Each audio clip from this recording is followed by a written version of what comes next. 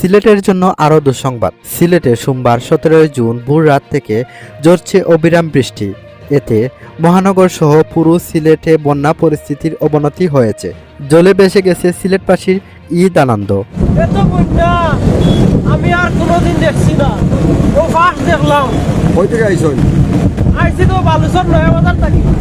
ওলাম আটাই সাইকেল আটাই লই আইলাম। বালেশ্বরের অবস্থা কিতা? সবার পানি কত আর কমর পানি। কমর পানি।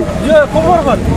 ভাই গতকালকে যে বৃষ্টিটা দিছে এই বৃষ্টির কারণে দেখা যায় রাত 3:30টার সময় আমি বারইয়া দেখছি পানি তো মানে প্রচুর কম আছিল। এখন এরপরে দেখা যায় ভাই যে এখন যত সময় যায় পানিটা অটো বাড়ে। যেটা খেলা বন্যা আর দেখছি না কোনো দিনও। আজকে এই দিল হাজার একটা দিন আসলে পবিত্র দিন, তাই না? আল্লাহর কোন মনসা, আল্লাহর কোন বালা রাখবে, তাই না? লাগে হয়তো আল্লাহ আমরা গজব দিচ্ছেন, আমরা বাপার প্রায় চিত্ত আমরা মুখ মারা লাগেন। কি করবো? আল্লাহ হেদায়ত করো। ঢাকা থেকে আইসি, নদীর ওপারে অনেক পানি। এরপরে আমরা ঘুরাই অবাইদি গেছিলাম, আমানুল্লাহ অবাইদি, এবাইদু পানি, আবার ঈদগাহ বাইদু পানি, আইয়া ইনো অত পানি চিন্তার বাইরে। সিলেট আমার জীবনে আমি নিয়ারলি 66 ইয়ার ওল্ড, কিন্তু ইলা পানি আমি দেখছি না।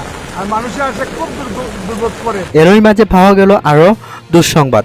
আবহাওয়া সংস্থা সমূহের তথ্য অনুযায়ী আগামী 24 হতে 72 ঘন্টায় সিলেট অঞ্চলে এর উজানে এবং ভারী থেকে অতি ভারী বৃষ্টিপাতের পূর্বাভাস রয়েছে।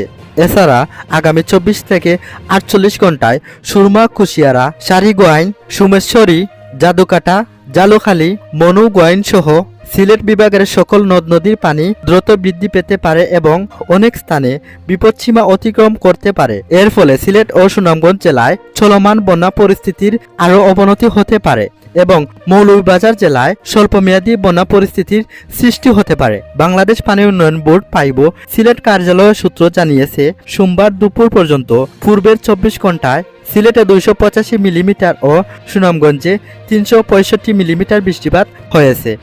আর উজানের চেরাপুঞ্জিতে মেঘালয় 126 মিলিমিটার, শিলিগুড়িতে পশ্চিমবঙ্গ 126.8 মিলিমিটার, কুচবিহার পশ্চিমবঙ্গ 92 মিলিমিটার, গুয়াহাটিতে আসাম 70 মিলিমিটার, শিলচরে আসাম 68 মিলিমিটার এবং তেজপুরে আসাম 47 মিলিমিটার বৃষ্টিপাত হয়েছে।